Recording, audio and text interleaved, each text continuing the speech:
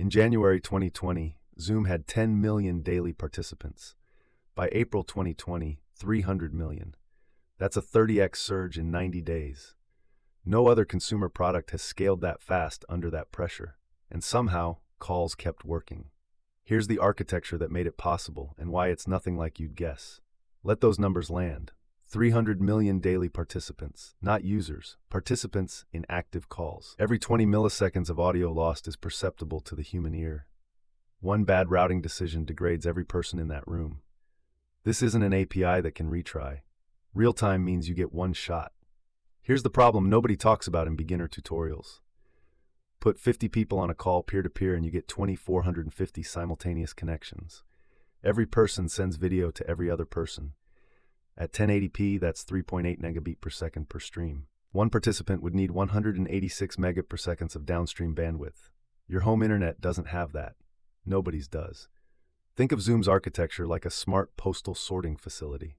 In a full mesh world, every person mails a letter to every other person, 49 letters each. Instead, you send one letter to the facility. It duplicates it, figures out who needs what size envelope, and delivers the right version to each recipient. One delivery in. Smart routing out. Zoom's solution is called a Selective Forwarding Unit, SFU for short. Each participant sends one video stream to the SFU. The SFU decides which streams go to which recipients. Critically, it never decodes or re-encodes video. It's a packet, not a video processor. That's the key insight.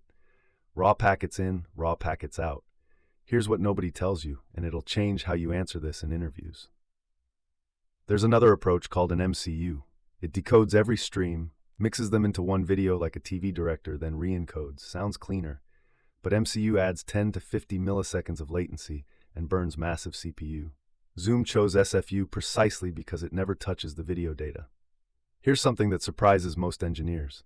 Zoom doesn't use standard WebRTC for native clients. They built a custom UDP transport layer on top of RTP, real-time transport protocol. Their own congestion control, their own packet loss recovery. WebRTC is only used for the browser-based Zoom web app. The native apps run on Zoom's proprietary stack entirely. Remember our postal sorting facility analogy? Here's where it gets clever. Every Zoom client doesn't send one video stream. It sends 3 simultaneously. Same content, 3 different resolutions. 1080p at 3.8 megabits, 720p at 1.5 megabits, 360p at just 400 kilobits. The SFU picks which version to deliver to each recipient based on their available bandwidth. The sorting facility doesn't send everyone the same envelope size. Someone on fiber with a big monitor gets the 1080p stream. Someone on mobile with weak signal gets 360p. Someone viewing you as a thumbnail, why waste bandwidth on 1080p for a face the size of a postage stamp? The SFU measures your bandwidth every 200 milliseconds and adjusts instantly. In a 100-person call, you don't watch 99 videos simultaneously. Zoom runs active speaker detection every 300 milliseconds using audio energy levels. The current speaker gets the high-quality layer routed to everyone. Silent participants get thumbnail quality 360p. Your MMR, Multimedia Router, handles 1,000 concurrent streams per server node doing exactly this math. When you click Join Meeting, a precise sequence fires. Your client hits Zoom's signaling servers over HTTPS. The server returns your meeting metadata and, critically, the IP address of your assigned multimedia router. That IP assignment is not random. It's the beginning of a global routing decision that determines your call quality for the entire meeting. Here's a problem most engineers don't hit until production. Most participants sit behind NAT, your home router, a corporate firewall. Your real IP is hidden. UDP packets from Zoom can't reach you directly. About 80% of connections solve this with stun. You ask a server what your public IP looks like from the outside. That's it. Problem solved for most users. But 15 to 20% of users, especially enterprise workers on strict corporate firewalls, hit symmetric NAT. Stun fails. UDP is completely blocked. This is where turn servers save the call. Turn acts as a full relay. Your media bounces through Zoom's turn server instead of going direct. Adds 10 to 30 milliseconds latency, but the call stays alive. Zoom runs turn in every region. Stun and turn don't operate independently. ICE, Interactive Connectivity Establishment, is the negotiation layer that tries all connection options in parallel and picks the best one. Direct connection first, stun public IP second, turn relay last resort. Zoom completes this entire ICE negotiation in under 1 second. That's why your call connects almost instantly when you click join. Zoom runs 17 co-location data center regions globally, not purely cloud. When you join, the signaling server pings candidate MMR nodes and measures your latency to each. It picks the closest one with available capacity. If participants span continents, 2 MMR nodes link over dedicated backbone connections. Never the public internet, to stay under 80 milliseconds cross-region. April 2020. Zoom's co-location data centers hit capacity limits in days. 300 million participants wasn't a gradual ramp, it was a vertical cliff. Zoom's engineering team provisioned 2,000 additional MMR instances on AWS EC2 in 3 weeks. They specifically chose C5N 9X large instances, 36 vCPUs, 96 gigabytes of RAM, 50 gigabit networking.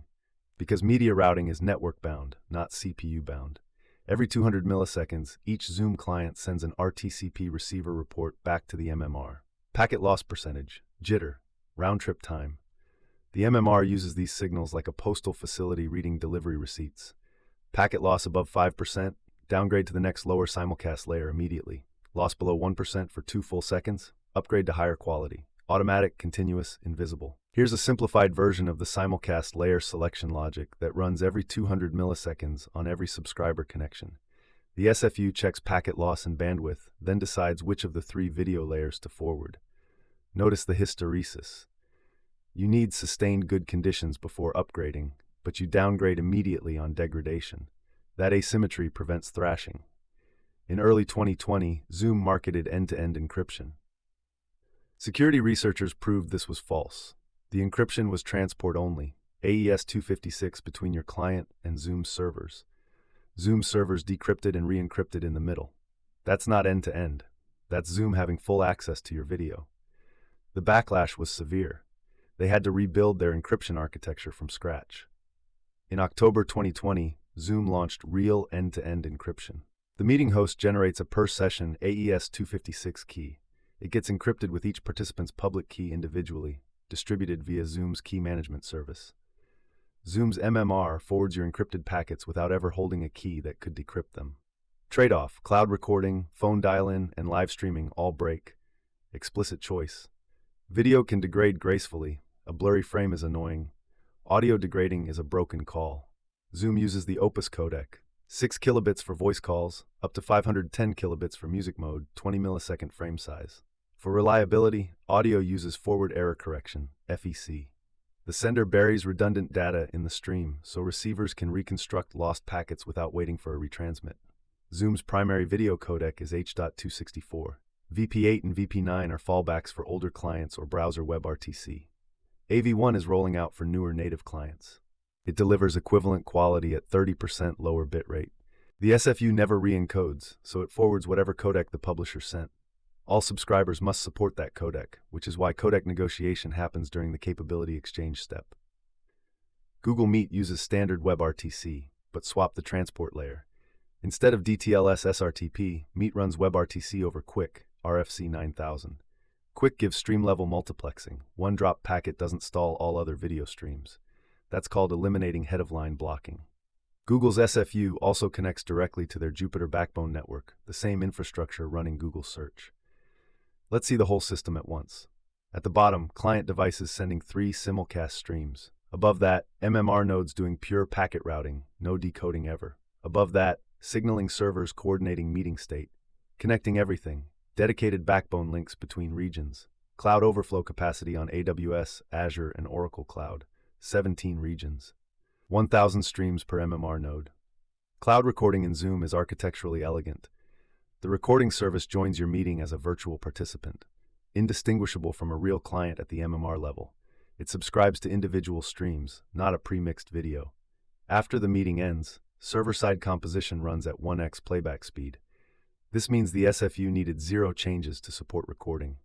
Pure separation of concerns. In your next system design interview, say exactly this. Real-time video at scale requires a selective forwarding unit, not a mesh, not an MCU. The SFU acts as a smart relay. Each client sends one stream, the server routes the right simulcast layer to each subscriber based on their measured bandwidth. No decoding, no re-encoding, no added latency from transcoding. Watch their eyes light up.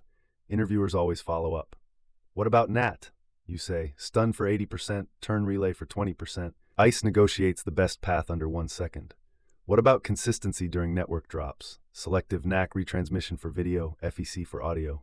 What about encryption? Transport AES 256 by default, opt-in E2EE via client-managed keys distributed through a KMS. Now you sound like you've built this. Pin these numbers to memory. They make your answers credible. Zoom's MMR, 1,000 concurrent streams per node. ICE negotiation, under 1 second. RTCP bandwidth measurement, every 200 milliseconds. Active speaker detection, every 300 milliseconds. Cross-region latency budget, under 80 milliseconds. End-to-end audio target, under 150 milliseconds. Turn usage, 15 to 20% of enterprise calls. Come back to that postal sorting facility. Every Zoom client mails 1 letter, 1 stream to the facility. The facility stamps it with 3 sizes automatically via Simulcast. It reads delivery receipts every 200 milliseconds, RTCP reports, and downsizes the envelope if the road is congested. It never opens the letters, no decoding, it just routes them. That facility handled 300 million letters a day. Zoom's entire architecture is one insight: be the smart postal facility. 1 stream in per client, right-size delivery out per subscriber, never open the letter. That's SFU thinking. If this clicked, subscribe. Next video is how Discord serves 19 million concurrent users on a message bus you've definitely heard of.